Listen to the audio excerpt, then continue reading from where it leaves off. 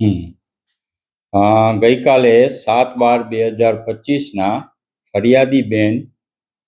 Madhapar police સ્ટેશનમાં આવી અને પોતાની સાથે બનેલ બનાવ બાબતે જણાવેલ કે માધાપર ખાતે જ વિશાલ મહારાજ તરીકે એક વ્યક્તિ જે રહે છે જલારામ સોસાયટીમાં,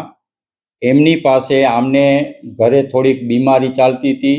અને નડતર જેવું હતું એવો એમને શક હતો. એટલે આ વિશાલ મહારાજ તાંત્રિક વિધિ કરે છે એટલે એમની પાસે ગયા અને વિશાલ મહારાજે એમને સંમોહન કરી અને અર્ધ બેભાન અવસ્થામાં તેમના કપડાં ઉતારવાની કોશિશ કરતા બેનને ખ્યાલ આવી જતા બેન ત્યાંથી એના મધર સાથે અને બીજા બે બેન હતા એમની સાથે નીકળી ગયા હતા અને ઘરે આવીને એમના મધરને આખી વાત કરતા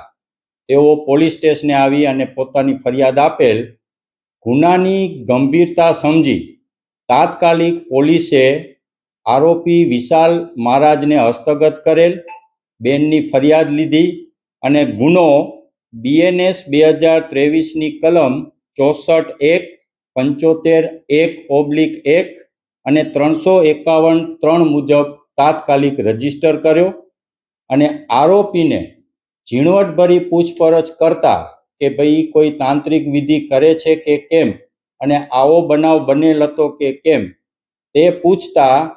આરોપીએ કબૂલ્યું કે ક્રાઇમ પેટ્રોલ સિરીઝ જોઈ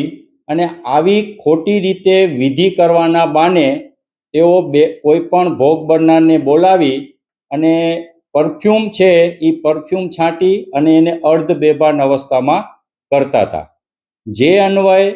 આરોપીને તાત્કાલિક પુરાવા આધારે ગઈકાલે જ રાત્રિના ધોરણસર અટક કરેલ છે અને ગુનાની તપાસ હાલે ચાલુમાં છે. આપના માધ્યમથી હું